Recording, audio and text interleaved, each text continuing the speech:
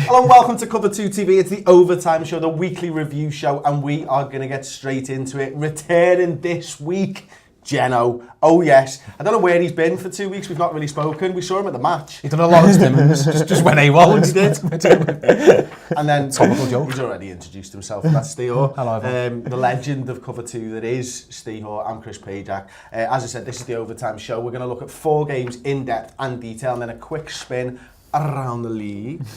That's probably been trademarked. We might have to come up with another word for that as well. Yeah, I think that was around the NFL, and I think that's what we were going to call the review show. And then we went with something that's defo not trademarked, Overtime. It's fine, Overtime. And that'll be fine, yeah.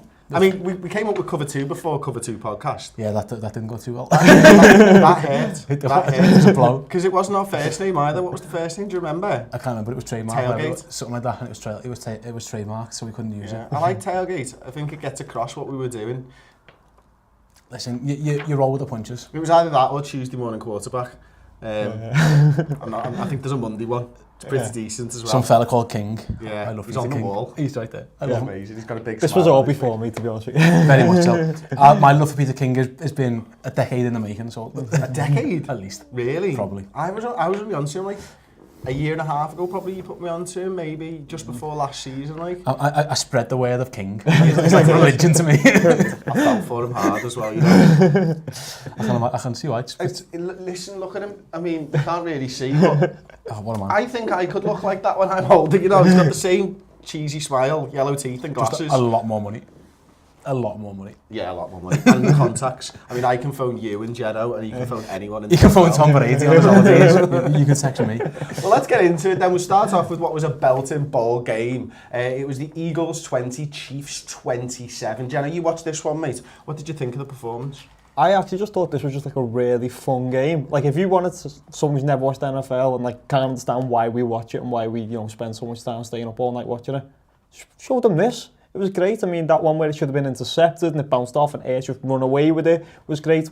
I mean, the Kansas City Chiefs offense just overall was just fun to watch. Yeah. I mean, a shovel pass to the tight end who then leaps over someone. But this is the thing, that shovel pass happened 3 times last week against the Patriots. They should have probably been ready for that, shouldn't they, in the red zone? Yeah, but it's just the way they set it up. They set it up as if it's going to be like the play's over and then it's just dead quick. It's so hard to stop. I mean, we've seen in another game, it also worked quite well for Aaron Rodgers. That shovel pass is just one of those sneaky little plays. And they just kept running gadget plays all day, misdirections. I mean, Tyreek Hill got some good runs off it. I mean, it's just fun. Andy Reid has a bag of tricks. And unlike other teams, he's just going to use them whenever he feels like it. Yeah, I mean, Hunting, what was the wide receiver's name? Sorry? Hill. Hunt and Hill are exciting footballers to watch, aren't they? Yeah, the Chiefs, I've always found the Chiefs boring. I said it before the season that these are just a boring team. Of 2 weeks in and they're anything but boring. They're so diverse. Travis Kelce might be the best tight end in the league. He might be up there at least level, I think, with Gronk in terms of he can do everything. He's amazing. He's got a bit of a nasty streak as well. He gets another flag for a penalty because that's what he does. Arguing toss and stuff. Yeah. He'll do it, which is I don't mind in the end as long as you make it back up again. But actually, I do mind. I do mind it because you can have a nasty streak, but play within the confines of the game. Yeah, like you know what I mean? Because the last 2 weeks it hasn't cost this team, but it could potentially cost this team. He's done it in the past. He's been ejected. I think he threw a flag at a ref once and stuff. So you do have to calm that down a bit. But he's amazing. It's what makes him, isn't it? A bit, and also because he can block now. When he first got to the league, he couldn't block. So if he was in the lineup, he was there as a pass catcher. But now because that's how these shovel passes and stuff work, because it's misdirection. You think it's going to be a running play because you know he can block. He comes across the formation, and as you think he's about to clear your linebacker, he turns around for a little catch. Yeah. It looks like a guard pull almost, or a tight end pull. Exactly, he's amazing. And the Chiefs' defense as well was just all over Carson Wentz. And the score in the end looks a bit closer, I think, than it actually was. Wentz gets a late touchdown and then he goes to the Hail Mary and stuff, which was, again, really, really fun. It's always nice to see a Hail Mary. I like when my team do them because they tend to work, but no one else is... We've had a few as well. Jeff Janis, a couple of Jeff Janis as well. But the issue, I think, with Carson Wentz, we saw the best and the worst of Carson Wentz in this game. He's got some amazing throws and he on the move, he's almost impossible to tackle. And so once the play breaks down, he's really, really good. But then he'll just miss simple throws as well from in the pocket. And that's, he's a second-year quarterback now. Yeah. He's from a relatively small college, well, a very small college. He will learn, but his upside's massive. he's just these little rookie mistakes that he keeps on making, and you just think, in a 7-point game, that's probably the difference. Having said that, you know, he got a bit unlucky at times. Really. Yeah. There was fair bits of luck. You know, there's I think a pass hits a lineman's helmet straight up in the air. You know, that's kind of unlucky, but the Eagles are good. That's what I've took from this game, is that both these teams are really, really good. And I think both of them are going to be in playoff mix coming the end of the season. Well, I'm already, we'll go on to this later, but when we all done our NFC East picks, well, I had someone else ahead of the Eagles, and now I'm like backed off that, and I believe the Eagles are going to win that division. I believe that good depth front 7 is really good, and I think they can dominate enough teams that I think they're going to, and then Kansas City, I mean, forget the 8-8 stuff that people were talking about, forget Patrick Mahomes. I mean, this was the fun team to watch. They could end up with the first seed again in the AFC. Smith was amazing. Well, let's have a look at it then. You know, the NFC East standings as it is now. Eagles 1-1, Cowboys 1-1, Redskins 1-1, and the Giants look out of it at 0-2 already, don't they? And moving into the AFC West, I mean, this is a strong division at the moment. Broncos 2-0, Raiders 2-0, Chiefs 2-0, Chargers 0-2. Can I just say that the two people I picked to win the division in both those divisions are 0-2, so never listen to my predictions, because I'm obviously not a very good predictor. Unless you're a betting man. Yeah, well, in which case you need to listen to these predictions. Just don't tell my wife. But yeah. Okay, well, listen, just a little bit more on Carson Wentz before we move on. You mentioned earlier, you know, some of the rookie mistakes and stuff. Now, you also mentioned he's got a massive, massive upside. Do you think we'll see him progress as a quarterback this season, such that towards the end of the season we'll see him stop making those mistakes? Or do you think it's going to be a year down the line? Yeah, they need to help him in the running game. You're not seeing any. Look at Blunt, he's a ghost. But Sproles was so good. Sproles is in there, but again, it's not really I don't think you can build a running game around Aaron Sproles. I think you're asking for trouble. You know, he's going to get hair for a start. It's a hard one to do. What he needs to do more, he just needs to take his check down more. He's very eager, isn't he, at the moment? And I'm all for at times throwing into coverage for Alshon Jeffrey. By all means, do that, because Alshon Jeffrey's great. But at times, he leaves easy yards on the field sometimes. Or sometimes it's the throws you don't make that kill you. You know what I mean? That's what might get him eventually. But like I say, I think the Eagles are really good. They've got the most good players that nobody knows. So if you asked anyone to name their front 7, people struggle to name anyone. And it's amazing. So you know, like Vinnie Curry and Graham, it's just, and obviously Fletcher Cox, Kendricks as well. They're just so deep there. You know, the rookie as well. They're just really, Derek Barnett. They've just got depth on that front 7, and if you've got depth on the front 7, you've got a chance. So I think they're a good team, and I don't think they'll be too disappointed. I just think they got beat by one of the best teams in the AFC so far. Mm-hmm. And do you agree with that? Do you think the Chiefs are one of the best now? I think they are. I think, again, we all massively... Well, I'm not going to go on to what I was going to say then about the Chargers, but I think the Chiefs are better than everyone give them credit. And, I mean, I watched them destroy my Patriots. So, I know how good they are, and I know how good they're going to be. Okay. And Kareem Hunt's a star. Oh, mate, every time he gets the ball, I'm like, what's going to happen here? It's brilliant. Like, and just to see him rush. I'm having nightmares again. Well, he's great. Listen, you know, Andy Reid's a good coach. Will he take them all the way? Probably not, I would suggest. They've got a huge chance now. Maybe chance. So. If they get that home field, if they can get home field advantage, and the Patriots have to go there, that's a hard game for anyone to go to. My issue with the Chiefs is, you know, I haven't seen them against the Patriots, and they played a completely different style of football to what they did against the Eagles. You know, lots of trick plays, that's how they were getting around the Eagles' defence.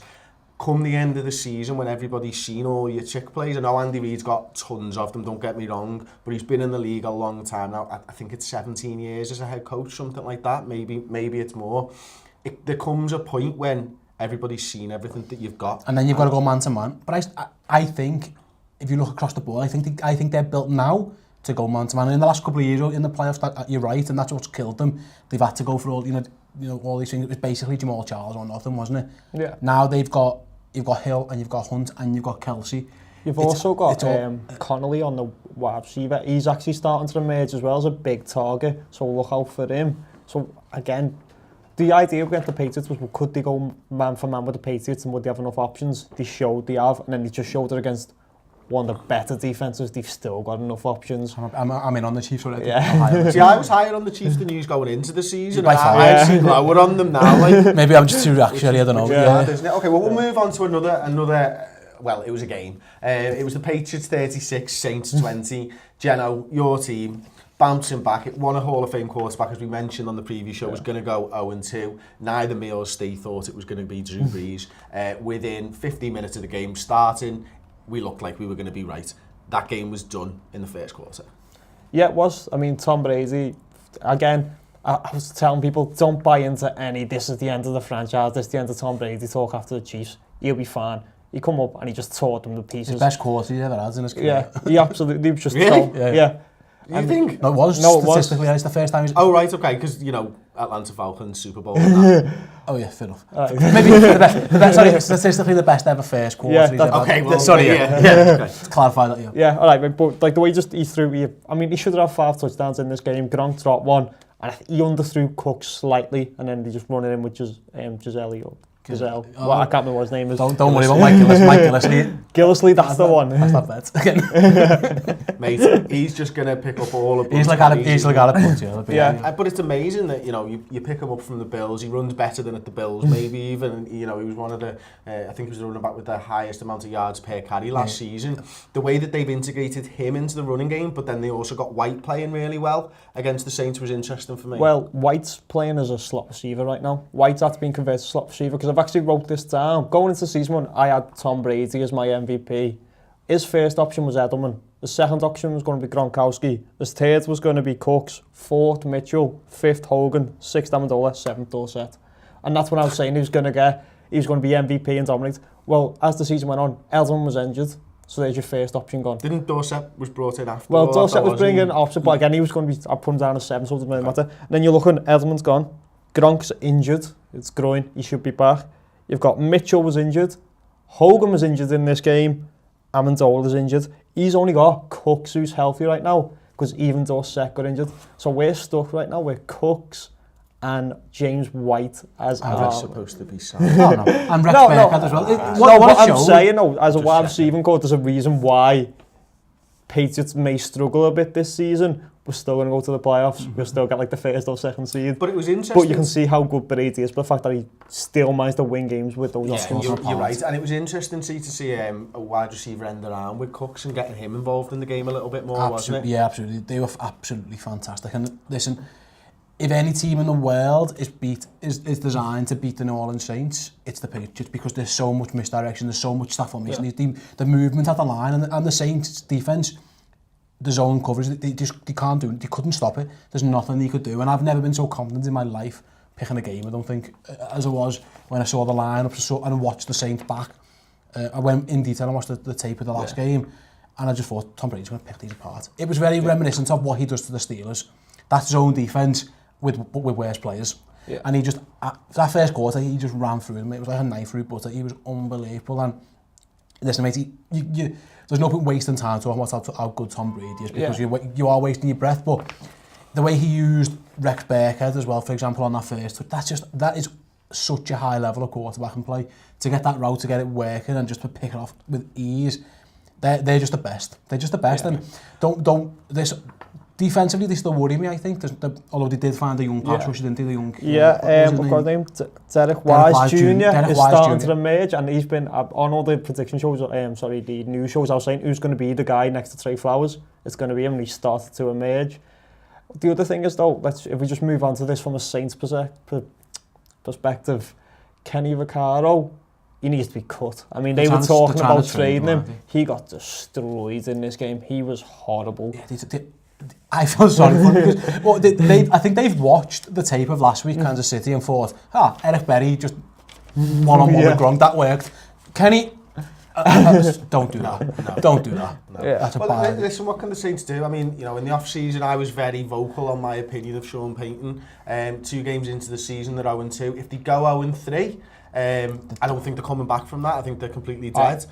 I think they're dead now, mate. I've made the bold prediction. Sean Payton's gone at the end of this year. I think that's deserved, mate, because I think he's gone. Was it 3, 8 and 8 seasons he's had on the bounce at the moment with that quarterback and, you've also and those got to remember, options? He keeps shopping himself as well. He keeps shopping himself to the Cowboys and to these other teams. Those stories don't come from nowhere. That's him and his agent trying to shop himself. He'll be in Indianapolis next year, I think. He'll be Andrew Luck. But it's like, I've never seen a team go so long with one particular area so bad. Yeah. So you see teams with good offenses 1 year and it's flips. They've been a terrible defense. And to be fair, it isn't through a lack of trying. They have invested draft picks. They've changed defensive coordinators. They've done all kinds, and they just have not been. There's one constant, and it's the head coach. And maybe I don't know how involved with defense or uninvolved he is. I don't know, but I just think there's a lack of talent. They keep drafting wrong. So Kenny Vaccaro's a first round pick. He's garbage. You know, they've got some decent players. Cameron Jordan was blowing up that. I felt sorry for him because he looked really good. He's the only one you're really into. No support. I don't know whether it's to me it's a bit of a scouting issue as well, because obviously they keep missing these picks, but that defense got tore to shreds, and unless they do something, it's easy to score against the Saints offense. It's easy to move the ball because that zone coverage, you just pick it apart, and they haven't got the players to play man. So I don't know what are they waiting for? I mean, do you think there's one team that we'll come on to next actually in the Denver Broncos that I think are built for a lead? Now you would say. I think you could say, that the Saints are built for a lead, but they're not even built for a lead. They're built for a shootout. Yeah, which isn't good enough. Well, he's been there long. Is he just stagnated, You say he's built for a shootout, but then they had a shootout with the Patriots, and that's all I thought it was going to be, and he got smashed to pieces. No, they're not even good enough. They want to go toe for toe, but they're just not. They haven't got the talent. They're not that good. They're just. That's the thing with the Saints. I think people tend to overrate the Saints. If you look all across their roster, it's not that good. Drew Brees is a star. Michael Thomas should be good. The running backs, I like Mark Ingram. No, I think Kamara, this is the one thing I took from that. Kamara is clearly their best running back. The way he runs down the field is incredible. Like, he can go deep, which you don't see from many running backs. He can go outside and deep, and he can. And I think all the talk about whether it should be Adrian Peterson, I think it's garbage. I think it should be Kamara. It should be. They just lack talent, don't they? That's the... For all the coaching in the world, and I agree, they just lack star players. They've got a star quarterback, a very good pass rusher, a decent wide receiver, and a young emerging running back. And other than that, no. Mark Ingram's a good running back, mate. That's what I'm saying. Good player. But there's no star, is there? There's no what you call a blue chip player, really. I don't even think other than Drew Brees, maybe.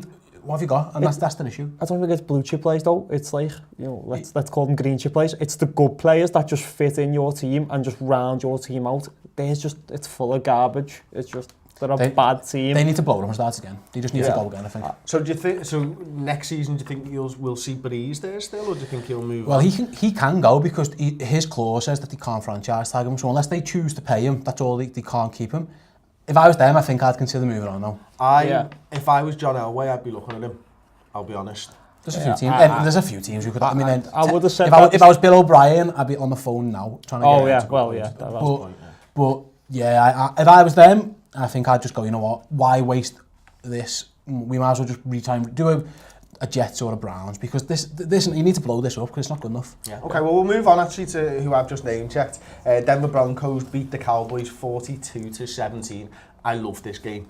I was so impressed with the Denver Broncos. It's untrue. I mean, Trevor Simeon's beat out, second year he's won the starting quarterback role there. It wasn't just that though. His quarterback play was good. A couple of picks and stuff like that as well. But late on in the game, for me, the Denver Broncos, listen, you can talk about the defense all you want, and that's astounding, and it's absolutely brilliant. And what they did to Ezekiel Elliott was amazing. They absolutely stuffed him. They got pressure on Dak Prescott all the time. But for me, the offense, I mean, you look at CJ Anderson running inside the tackles, running outside the tackles, trick plays. You managed to get Jamal Charles into the game as well. Again, outside the tackles, inside the tackles. CJ Anderson in the screen game, and then you've got two elite wide receivers, Sanders and Demaryius Thomas, and they're getting in.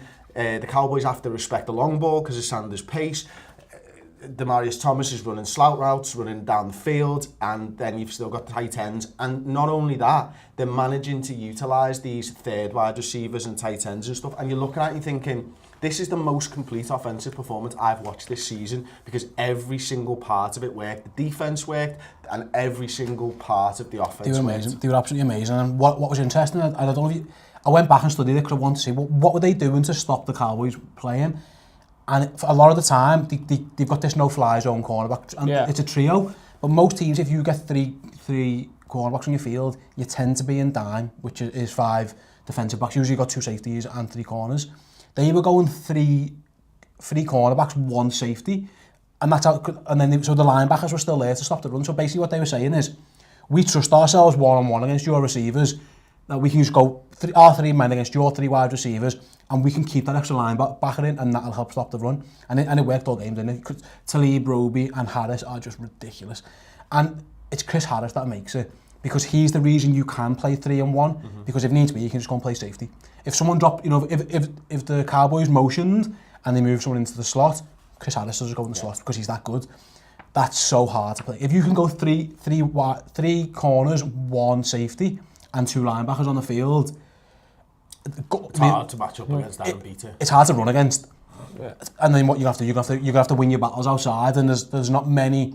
They're all number 1 receivers. They've got 3 ones, which is mad. It's absolutely crazy, isn't it? That's how stacked they are. It was the best defensive performance I've seen of the season. It was incredible. It was so well thought out. It's a blueprint now. We said before the season, I remember saying to you, Jenno, if I'm playing Dallas, I want to stop the run, do whatever I can to stop the run, and make Dak beat me with his arm, and he couldn't do it. Yeah, well, this is the thing. I mean, I picked the Cowboys to win this because I thought Broncos don't stop the run well. Zeke's going to have a day. Did not. He got absolutely annihilated. 8 yards on 9 carries or something. And then you look last week, they stopped Melvin Gordon. They fixed their problem, which was run defense. They fixed it. Yeah. And whether that's what you're saying, because I haven't studied as well as you to know about how the fly zone no-fly zone played. But the fact that they're now run defense, I'm now thinking, I massively underrated the Broncos, and I massively overrated another team in that division. And they were so good. And then again, I wouldn't be too concerned if I'm a Cowboys fan that Zach couldn't beat them, because that's a great defense. We've seen that defense destroy Tom Brady. That's defense can do. It can have its day, and having a second-year quarterback have a bad game, I wouldn't be too concerned. I think if you drop Drew Brees into that offense, they win the Super Bowl. The Cowboys? No, the Broncos. The Broncos, they can win the Super Bowl now. Yeah. They can win the Super Bowl now for sure. But my issue is there were still mistakes with Trevor Siemian. As good as the game was, and I thought he was brilliant. I thought throwing outside the numbers he was really good. Throwing inside the numbers really good. But if you had somebody there, I'd say they'd be the number 1 pick. They're top class. It's money though, isn't it? They can be this good because they're paying Trevor Siemian and Paxton Lynch nothing. So that's what helps. And they're literally playing Brock Osweiler they're nothing because the Browns are still paying his salary. The Browns are paying his salary. So yeah, they're amazing. They're going to be. That's a tough place to go, isn't it? Denver and winning. All I'd say on Dak, and it should be a learning curve for him, is that the last pick of the game with the Talib 103-yard reception. That's the exact same route he threw. He threw the exact same pass route earlier on and nearly got away with it. You can't throw the same exact play twice. Not against someone that experienced. Akeem Talib is just going, and he knew it was coming from the second. As soon as that play developed, he knew what was happening. He jumped it, and that's a veteran star cornerback just getting the better of a young quarterback in terms of he just knew. He might as well wrote on the flag saying I'm throwing it over that way, mate. And it was an amazing. It was just unbelievable. I'm a bit of a nerd when it comes to this, as you know. I'm one of the home watchers. I just love watching the Broncos secondary. When the coaches film comes out on Game Pass, it's just so fun. They are ridiculous. They've got 3 top 10 cornerbacks. Unbelievable, and they are going to be. That's a hard place. And if anyone has to go to Denver in the playoffs, all the best. That's going to be a hard one as well. All right, we'll wrap that game up there and we'll move on to the Bills 3, Panthers 9. Did you study this game, Steve? I put this one in. I know people are thinking, why are we having a 9-3 game in? Cam Newton was awful. Cam Newton was absolutely awful, and Tyrod Taylor was just as bad. It was a really, really poor quarterback game. Cam got hurt as well for a while, which was scary. Luckily, he come back on, but both defenses were really, really good, and both quarterbacks were absolute garbage. And the Panthers lost Greg Olsen to a broken foot. That is huge. Yeah. They were my division pick. Might have to back off on that with this news. Cam, with the game on the line, I think it was 6-3 at the time, and they were first and goal. They got stuffed, and the next minute, Christian McCaffrey is wide open, and I think I could have made that throw, and Cam just overthrows it. I was like, unbelievable. He was throwing over receivers all game. All game is accuracy. I mean, he's never been the most accurate, and I like Cam because of what he can bring with the run. He isn't a running quarterback as in Tyrod Taylor, where he runs around, shit gets crazy, and you see what happens. It's designed runs, and stuff like that, and that's why he's the biggest red zone weapon, or he has been, in the league for a while. He didn't. That's Tom Brady on the one. Tom, Peyton Manning on the one, in fairness. Do you remember that play? Peyton Manning's bootlegs. That was a bad It's crazy, but yeah. Still don't believe it now. It's been like 3 years. Tom Brady quarterback sneak, it's almost unstoppable. But Cam on the one's almost unstoppable. It was always that draw play. He looks to throw and he just runs it in and then does his little Superman. And maybe, I don't know if it's the injury or they're trying to stop him doing it. I said before the season, I can't wait to watch this offense. I'm intrigued to watch it. If Cam's not going to run as much, then they're fucked. They're because he can't. His throwing, he was so inaccurate all game. I think he thinks every receiver's as tall as Benjamin. Or he just thinks like the ball's hot. I'm just going to have to get this on my hand. But he throws it so hard. He's got literally no touch. Like, and I was watching this game, and I'll go back and I'll probably watch a little bit more of the Carolina Panthers from last season and maybe the season when they went to the Super Bowl and stuff. For me, everything's inside the numbers. He doesn't throw any fades or anything like that. No touch. You know, I was a huge Cam fan. It's a massive downside for him. I was a huge Cam fan, and the more, I mean, hopefully it's just, he's been injured as well. We have to remember that he's come back off surgery, he hasn't had a pre-season, so maybe he's just rusty, but he's not a top 10 quarterback if he plays like that. These first two games, he's been really bad. My worry is that he's always throwing his receivers into traffic, Jenno.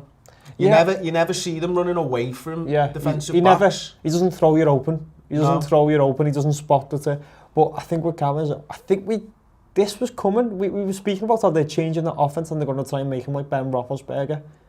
There's going to be this growing pains period where they try and figure it out and where they try and figure out what he can do and what he can't do and how much you adapt to what it is. Because you can't, Roethlisberger had accuracy issues, but they're nowhere near as bad as what Cam's are.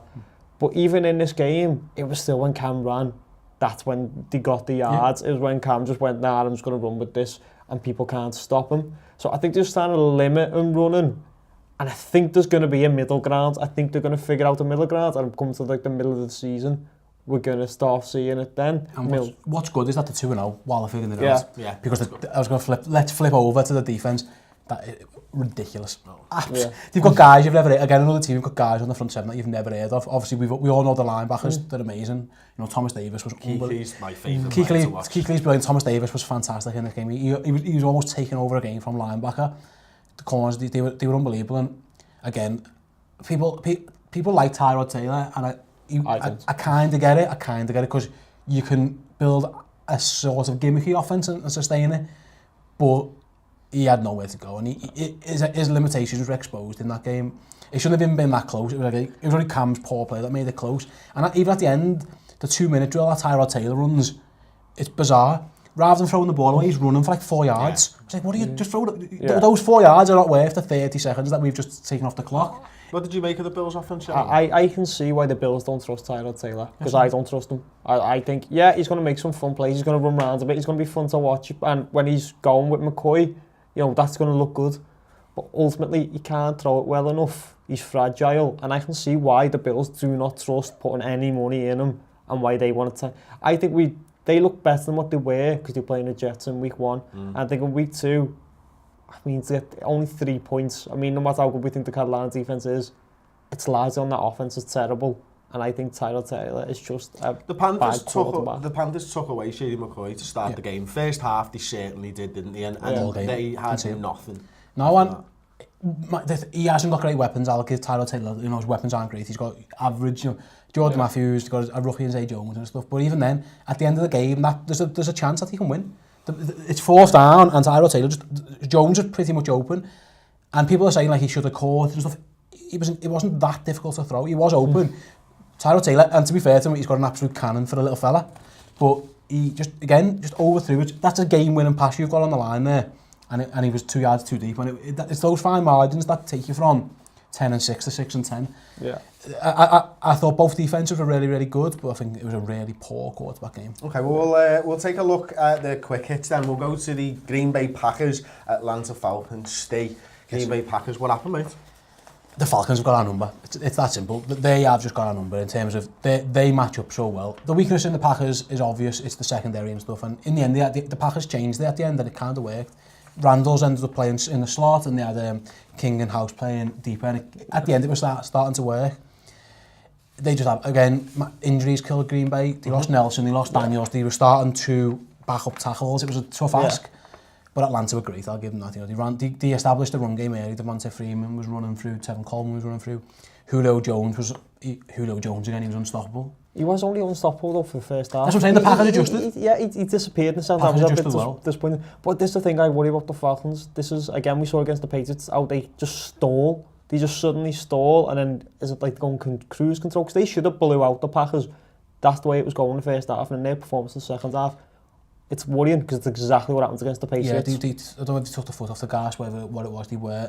What was it? This game swung very much around the couple of plays before and after half time.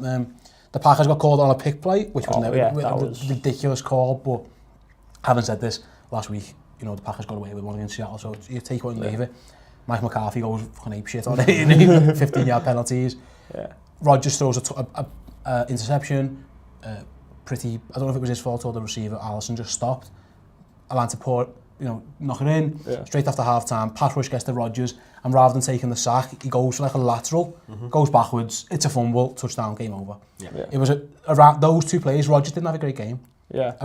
He started the game well, and he ended the game well, but that middle period, I think sometimes he knows that he needs to be a bit magic at times, and he knows he can do it, and he does too much. So just take that sack, Aaron. Just take that sack. There's no need to try and be a bit too fancy with it.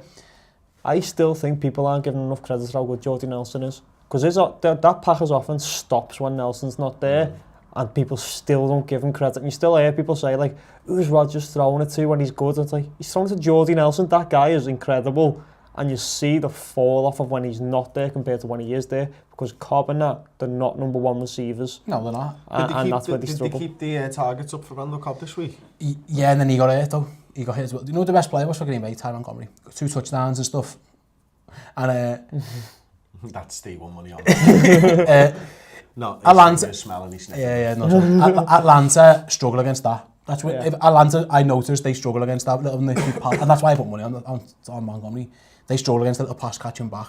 But to be fair, a lot of it was a running game as well. That was nice to see, especially with 2 backup tackles. The Packers will be fine. They'll win next week. Well, let's move it on then. Thursday night game, Houston Texans 13, Bengals 9, no touchdown. Again, 2 games into the season for the Cincinnati Bengals. This division is starting to look like 5 years ago. It's starting to look like the Ravens and the Steelers are going to walk away with it, and the Bengals and the Browns just aren't up to scratch. Well, I mean, we done the prediction show, and people asked, and someone said, do you think the Bengals are going to be good? And I said, I don't think they are, because one, Marvin Lewis is a terrible coach. You hate him. I think he'd be a better GM. I think if he was a GM, he can build a team, but I think he's a terrible head coach, because he's just garbage. That offensive line is garbage. Andy Dalton doesn't really have a chance, and then he's playing with a garbage offensive line. He's playing like we think bad Andy Dalton is. Kind of Andy Dalton has a perception of him, how bad he is, and he's not as bad, but he's playing like that right now.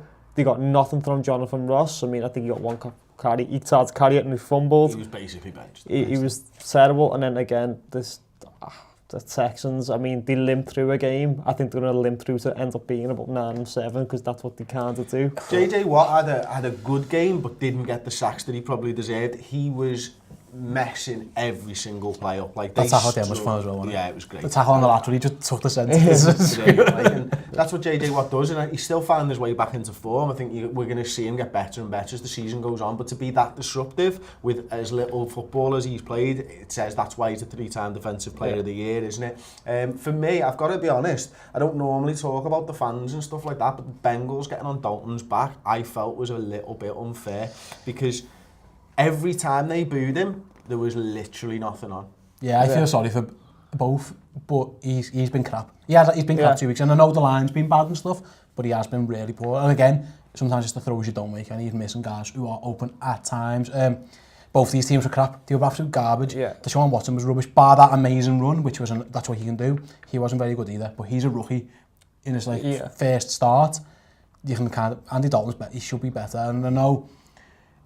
That's the thing with him, is that everything needs to be perfect and then he'll be fine. A bit Kirk Cousins, like, when it's not perfect, he's going to be rubbish. And I wouldn't be surprised if we see AJ McCarron at some stage this season, because what's the point of this? Well, what's the point of this? If you see AJ McCarron, you're going to see the same, if not worse. I don't get the AJ McCarron love. I just think everyone loves the second choice quarterback. Because they don't realise how bad he is until he gets in there. I think you might at least see him, just to give him a go. Well, we'll move it on then anyway. Chicago Bears 7, Tampa Bay Buccaneers 29. this was Speaking just of bad one-sided. quarterbacks. This was just one-sided football game as you're going to see this weekend. Mike Lennon law. That's what I'm just going to say. That. Mike Lennon law. Well, yeah. Okay, we'll move on to my Minnesota Vikings 9, Pittsburgh Steelers 26. Case Keenum law. Redskins 27. This game was over before it started. 1 hour before kickoff, and Case Keenum was. We were told that he was going to be the quarterback in this game. We were worried. Listen, you know, he wasn't great for the Chargers a couple of years ago. He wasn't great for us 2 days ago. That Vikings defense needs help, like from the offense, and we basically had none whatsoever. They stuffed Dalvin Cook, which is the right move. They tried to make Case Keenum beat them. Case Keenum couldn't beat them. Story of game. Yeah, pretty much, mate, like I say. Very quick on the Bucks. Bucks were good. I should probably Bucks played really, really well. What can you do? You're playing one against the best teams on the road and your quarterback's out. It's nigh on impossible. The defense played well. That game at half time wasn't out of hand, was it? The defensively kept him in it. Everson Griffin he was unbelievable, wasn't he, again? But in the end, it was just the splash plays from Pittsburgh. So they've done a decent job on Bell and Brown to an extent. Okay. Brown to an extent, but then Martavis Bryant. I think he has like 5 catches for like 90 yards or something, because they just explosive play. That's what they are. I was about to say, they're just so explosive that they can just. It can be nothing. It looks a bit turgid.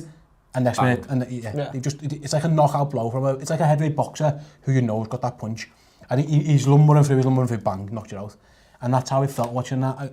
Is that the Vikings defense? By the end they were knackered, weren't they? They were tired. It was just that Pittsburgh were just too good. They were just too good. And I expected it going into the game. I expected it with Sam Bradford, to be honest. I thought the Steelers would win regardless. Listen, the performance he put in the week previous was amazing, but. Can they keep it up? Is that offensive line really as gelled as people thought after one game? I didn't really think so. I thought Watt played really well for the Steelers as well, got into it a little bit.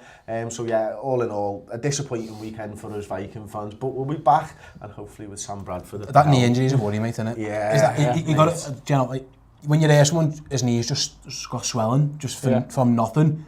That's you don't MRI scan a knee for no reason. But he said it wasn't in the tackle, he just woke up and his knee was swelled up. It was like, that's scary on a guy who's had ACL. Yeah, I just looked at that and I seen it was Case Keenum and I just thought, prayers for Chris. There's only one way this is going. I mean, it is a worry. We're talking about places where Drew Brees might go, you know, I mean, Vikings. We'll give you Ted the answer. Absolutely fine with that. I have 2 quarterbacks. Okay, we'll move on then. Washington Redskins, bit of an upset actually, beating the Rams by 27 points to 20. Jenno. Kirk Cousins didn't have the best game, but got it done. That's all you can ask, isn't it? He didn't need to, though. It was their running game that really got it done. Kelly and Thompson, they actually done very well. They got out with the win. I predicted them to lose this game, so that annoyed me, because I hate being wrong. I'm used to it, I know. But yeah, I mean... How you doing? Pick 'em, lads. Chris is top of the pick of the league. Even though I got more picks and we can't work. We don't know if someone could tweet that Cover 2 TV or in the comments below, just tell us how the NFL pick 'em scoring works, because... We've read the rules, it still doesn't make sense. I think he's had more picks than him, and you're someone. But they like me more. Maybe that's what it is. Fair enough. I'll just accept it. You know what was interesting in that top of the pick'em league, not just winning, not just being top of the whole thing. Top of 6 people. And that. It's an achievement you've got there. I've screen grabbed it. Sure. It's going on my wall. Keep all the next to my daughter's painting. On the fridge. On the NFL pick-up league. Chris is on the fridge with me magnets, Just stick your phone to your fridge. What was interesting in this game, Todd Gurley again. Yeah. Todd Gurley was great, I'll give him that. I was so annoyed at Jared Goff. There's your chance, mate. Here's your 2-minute drill to go down to pit field and win your team a game. Or at least get yourself into overtime. I reckon they might have went for 2 if they got there. I would have a little sneaky feeling they might have went for it. First play of the game, on a defined play, because Sean McVay's a genius, by the way, I'm going to put that out there. His offense is amazing. Guys just open all the time and Goff can just distribute the ball. We saw Kirk Cousins is the example of last year. It's mad what happens when you actually try and play offense. I mean, Jeff Fisher, Rex Ryan, you see what happens when teams play offense. His scheme's so good. And it helped Kirk Cousins last year, it helped Goff. And then they get in the 2-minute drill. and Jared Goff might as well write a fucking letter to the linebacker saying, I'm throwing it there. The second he had the ball in his hands, he was just staring at Cooper Kupp's route, waiting for him, and everyone's just like, surely this is misdirection. He's surely looking him off. He's going to dump this to Gailey or something. Yeah. And he just threw it. I was like, what the fuck was that? He just flew to the linebacker and game over. I was like, that was the worst. On the first play of a 2-minute drill, where the Washington Redskins weren't even trying to stop them. They were just trying to kill, eat clock. Yeah. They were deep. They were in basic cover 3, static, no one doing anything. And the linebacker's he's going. Oh, he's just looking him off. He's looking at Coop. I wonder what they've got something planned here. No, I'm just going to throw it to you. I just laughed. I just thought, what the fuck was that? That's ridiculous. So I have a word with Goff if I was showing. One thing I would want to say about the Redskins, I mean, Cousins and Pryor have like no chemistry whatsoever. I mean, I've seen someone tweeted out that like Hayden Christian, Natalie Portman, made me laugh so much. There's just zero chemistry between the two of them.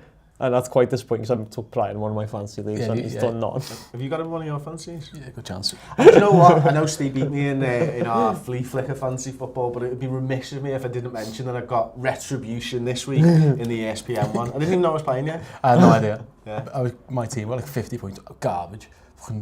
Again, I think it was him. I think it was Pryor. He was one of the reasons. Yeah, shit. Anyway, it's fine. 1-1. Honours even. Not really, I'm winning the pick 'em. Not that I'm keeping scores, mate. Okay, we'll move on to this game. Cardinals 16, Colts 13 in overtime. You've got to be worried for the Arizona Cardinals, haven't you? You know, missing Johnson first and foremost. It's all on Carson Palmer.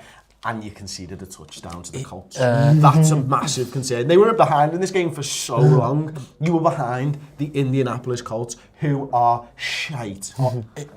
Carson Palmer reminded me of last year Peyton Manning. Now, last year Peyton Manning won a Super Bowl, so it's a bit of but he was shit. His defense carried him. Yeah. Carson Palmer looks done. He looks absolutely done. And there was pictures of Drew Stanton warming up on the sidelines at one stage. I was thinking, is that just the way man trying to light a fire up Palmer's arse? I probably couldn't see that far. Bruce Arians at half-time spoke to the sideline report and basically just threw Palmer under the bus, said he was shit. Yeah. Which is fair. Like, Bruce Arians doesn't give a fuck. He doesn't care no more. He's like, this is garbage. And he said it. Yeah, crap. Both of them crap. What I would say, the Colts cannot coach. Chuck Pagano's a dreadful coach. Absolute dreadful. At the end of the game... still think he's in a job because of sort of everything that happened? No, I think they kind of they reconciled. They got a new GM, so they kept him. And I think basically what they're doing is not trying to win, and he'll be the fall guy. Yeah. At the end of the game, they are trying to kill the clock. Basically, the scores are level, and the Colts have got the ball. And they throw it with Jacoby Brissett and the clock stops and stuff on. It's like, just run, get to overtime, because you're not going to win from here. There's no way you're driving the length of the field. Yeah. And then you have to give the ball back and the Cardinals have a field goal. Granted, they missed it. A game-winning field goal, they missed it to win. It was just a put again. He's a fucking ridiculous coach, him. Yeah. The sooner they sack him, the better. He's crap. I don't know what, they're just terrible drafting players. I mean, there's Dorsett on the Patriots, and the reason why Dorsett's on the Patriots is because they keep trying to draft wide receivers in the first round and they don't draft anything else. And you don't realise why they're failing. It's because you keep going for offence, because you keep thinking, Andrew Luck's going to be the saviour, we'll give him as many weapons as possible. No, it's not you draft a team, you build a line, you build a defensive line, you build your other pieces, and then you can just use... At least they've changed the GM, and I mean, Malik Hooker, who they drafted this, I love Malik Hooker, and he got a pick in the game, he was good, but... They just move on, these nonsense teams. Cool. New York Jets managed to score 20 points. Speaking of nonsense teams. Unfortunately, they faced the Oakland Raiders, who scored more, which is going to be a thing that happens a lot this season. They scored 45 points. Jenno, you love this game? Well, basically, the Cowboys game went off because of what I said to someone, go ahead, tell me what game we should watch. And someone said this one. And I put it on, and Jets just went down, scored a field goal. Then it was a quick 3 and out. And the Jets were going to get it back with like 2 minutes to go, ready to make this game interesting. Fumble the punt. Just Jets it. And then Raiders went and scored, and then Raiders just dominated from then on. See, this is the problem though. This is a franchise who's trying not to win. Everything's set at the top. Now they're fumbling punts. I mean, this is just, everything just filtering down. They're like, well, they don't want us to win, so should we just fumble this punt? It was just funny because it was like, like, it was actually looked like it was going to be competitive because the way they managed to stop Carr, and it was like, ooh, come on, this could be interesting. And then just the next play, he literally fumbled the play. Michael Crabtree's looking very good this season, isn't he? Again. You know what? If I was a Jets fan, I'd be, again, if they're not trying to win, who cares? But he was open all game, and Michael Crabtree doesn't get open. That's not his job. His job is to win contested catches. His first touchdown's a contested catch. The other ones where he was just wide open. How is Michael Crabtree open? He hasn't been open for like 10 years. He's like the quickie. It's been shut for 10 years. The quick save for anyone watching him. He's been gone for 10 years. It's a supermarket that used to exist in England. Basically, for anyone who's not. That's a very much Scouse joke. That was. Yeah, garbage. The Jets are garbage. And the Raiders' offense is ridiculous. Unbelievable. Marshawn Lynch is amazing, dancing on the sidelines, having a laugh. Brilliant. They just got so many weapons. I mean, they even discovered what to do with Cordell Patterson. I was about to say. Vikings couldn't figure it out for ages. They figured it out. He's a running back. Games. Yeah, just put him running back. That's great. Washington and Patterson in the backfield when Lynch rolls out. And again, we spoke about the explosiveness of the Steelers earlier. The Raiders are the same. They've just got lads who can just beat you 40 yards in a second. Yeah. Okay, well, we'll move on then. I don't think anyone picked the Dolphins to win this game. Did you? Sorry, apologies. You get so many wrong, it's hard to keep up. Dolphins 19, Chargers 17. So why did you pick the Dolphins to win? I like JJ. I picked him to be rookie offensive player of the year. Need to, and he was good. I think it was 100 yards. He was averaging like 5 yards a carry, I think. And the Chargers. That again. We're just going to continue to use this all season. We've matched it with Chargers. Coaches do my head in, and I know he's a rookie coach, Anthony Lynn. Second down with 19 seconds on the clock, and they do that thing where they shot the field goal up 44 yards out. And then it was a mess, and they were lucky that for some reason the Dolphins called a timeout, which they shouldn't have, because so what happened was Rivers does that little thing when you set the field goal up, and he was about to spike it, but as he was about to spike it, the field goal team were already running on, so he was like, get the fuck off. If he'd have spiked it, there'd have been like 16 then on the field. So he throws them off, and then the Dolphins crapped themselves, didn't know what was going on, called a timeout. If they hadn't, the clock would have just ended. Yeah. What does my head in? Why are you settling for a 44-yard field goal with a kicker who missed the field goal last week and has already missed from 40 yards this week? His name's Koo, he's the Korean guy, he's a rookie kicker. Just YouTube him. He's the lad who's he can do backflip and stuff, but he can't kick a fucking field goal from 40 yards. And he's better than me though, I can't do a backflip. He is great. I've tried. Yeah. On a Vance Castle. And trampolines. I still can't do it. So we can do that. He put me back out. I landed face down. This was only about 3 weeks ago because I took a Tate Robbins trampoline in, and I landed on my tummy. I was attempting a backflip. I don't know how I landed on my tummy. I basically, there was a kid next to me going, turn at the top. So I turned at the top, but I turned completely the wrong way and just went onto my tummy and just landed down. But you know the way a trampoline goes like that? Yeah. That's not how your back's supposed to go. So I landed in the middle of the trampoline and I went like that, and I was like, and this like 5-year-old kid was going. You basically, your charges. I charged it. Your balls up at the end. Ridiculous. If you settle for a 44-yard field goal on second down with a quarterback who you can trust, you deserve to lose. Ridiculous. Just try and get 5 yards on it out. Even if it stays in bounds, you've got time to run up and spike it. Yeah. So, Ridiculous. Jenno, how much are the Chargers in trouble now? Well, again, I've hinted this. We massively overrated them to start the season. I'm completely off them winning the division. 0-2. 0-2 and everyone else is 2-0. And the fact is, they keep losing games which they should see out. That's not luck. When it keeps happening, it's not luck. It's bad play. And I just think they're not garbage, because the way Ingram and Bosa can take over a game makes anyone worry. But there's something fundamental in that team which I don't know what's wrong. I don't know what many people will be able to figure out what's wrong. What's the opposite of clutch? Yeah. That's what the Chargers are. Break. Yeah. They keep putting the brake on. That's the problem. Okay, we'll move on then. I just want to do a quick thing on the Dolphins. Jay Cutler's fine, which I told you as you all would be. And also Devontae Parker caught 4 catches. Was catching something for 20 odd yards because Jay Cutler will actually throw it to him. He's better than Tannehill. Fair enough. 49ers 9, struggling Seahawks offense 12. These can't protect Russell Wilson at the moment. They can't protect him when he played poorly as well. He had the one bit of magic that got the touchdown that won in the game. He got out of trouble, wheeled away and throws it to Richardson, good catch. Other than that, he was crap. He had a really poor game. The Niners ran the ball on the Seahawks, which was a surprise. Carlos Hyde had a bit of a day, but the Niners, there was talk that you can, Kyle Shanahan's offense, once it's going, you can put Brian Hoyer in and he'll run it, and you can't move the ball, you've got no weapons. Seahawks lines, it's a major worry for them. They'll win these type of games because the defense is that good that they'll keep teams to 9. I think if but it puts a cap on how far they can go. I think if you score 20 against the Seahawks, you'll be disappointed if you lose. Yeah, I think that's fair. Jenno, are they going to be worried? The thing is, they were like this last season and the season before. They always start They notoriously start. I think last season they won this game something like 12-10. But this line's bad. And it is, but again, that's the thing. I keep saying they keep setting Russell Wilson to fail by giving him a terrible line and just going, oh, we'll figure it out. He'll run round a bit. What are his star options now? Receiver-wise? Any of them? Yeah, no, I like Richardson's explosive, but not consistent. Lockett is alright. Jimmy Graham looks like a shadow of himself. Yeah.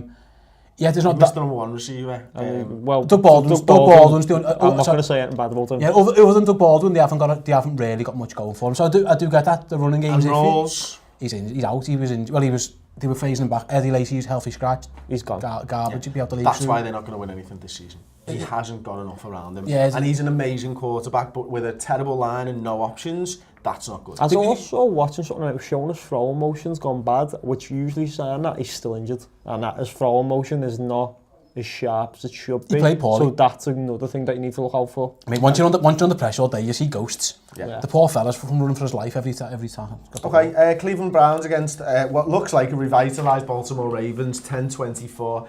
Are they, or did they just play the Browns this week? The defensively, General called this fair play to them, one of the best defenses in the league, and I was like, are you sure?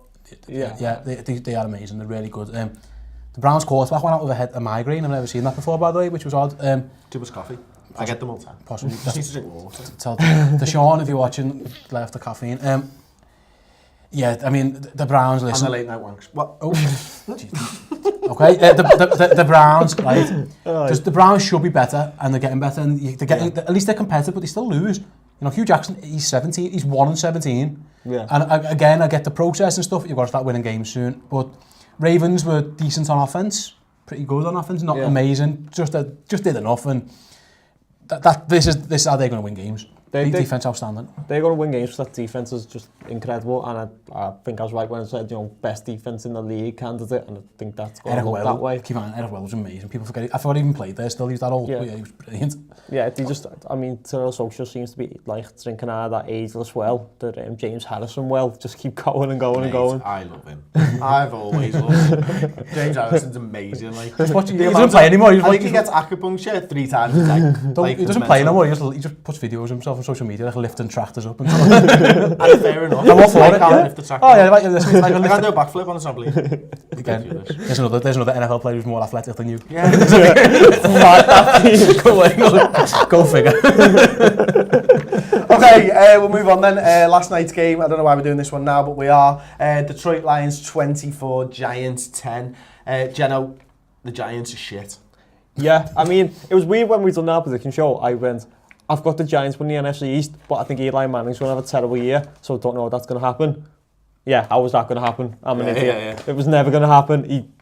He's gone garbage. That offensive line's garbage and can't protect him. I mean, the tackle needs to just be Eric Flowers is the worst. He's He's the worst left tackle. He's the worst. And I've seen Seattle's left tackle as well. Yeah. There's some bad offensive lines. Yeah. Eli Manning was throwing ducks. That's what I noticed. There was even a throw down the sideline that was completed. It just wobbled. It was really poor. And the Lions. He's been doing that for 2 years. The Lions were efficient. You know, the punt return touchdown sealed the game, but they weren't brilliant, but they'd done enough. Matt Stafford just about... Basically, the difference was Matt Stafford's a better quarterback than Eli Manning at the minute. And again, the Giants' defense is good, but you need some offense. You just need something. They haven't scored 20 points like 8 games or something ridiculous. They didn't struggle. I picked them to win the division because I thought the defense would be fine and they're just about doing enough on offense. They've got no running game at all. 0 running game. Yeah. It's Odell Beckham on slant, so they're fucked. And Odell Beckham's not fit yet, so all the best. Okay. One final game that we're going to cover this week then to wrap up the overtime show. And we're in overtime because we have run a bit of time. Tennessee Titans 36, Jacksonville Jaguars 16. Steve, Mariota racking up the points in this one. Yeah, and Derrick Henry racking up the points there. Derrick Henry? Yeah, Derrick Henry. Ridiculous. I was thinking Hunter Henry, this tight end. Derrick Henry, ridiculous. Couldn't stop him. All game, at first, the Jags were having pretty good success against the Malcolm Murray, and they benched him, put Henry in, and he just ran riot over them. And also, we were talking last week about the Jags having a plan, get ahead and run the ball. this is the plan. If this is what happens when you make Blake Bortles throw it.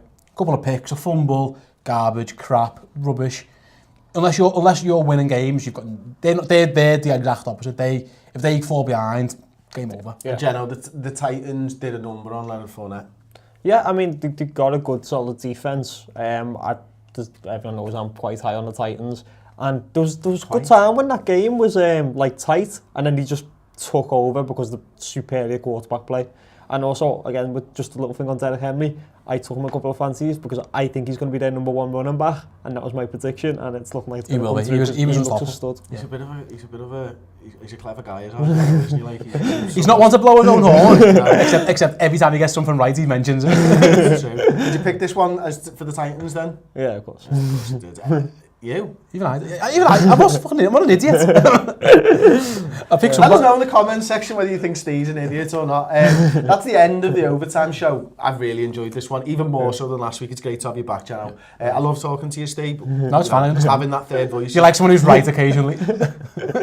Who tells you he's right? I just ignore when I'm wrong. Well, that's fine as well. You've got to accentuate your positives. Ask any woman on Instagram. That's the way that you do it. So thank you very much for joining us. Don't forget to drop a like on the video. If you've enjoyed the video and you've got NFL watching friends, then do share the video, put it onto their Facebooks, put it onto their Twitters, just share the link for us. We need to let as many people know about this show as possible. We've massively enjoyed it. Don't forget to drop a like on the video, comment of course, and catch us on the preview show, which will be out tomorrow.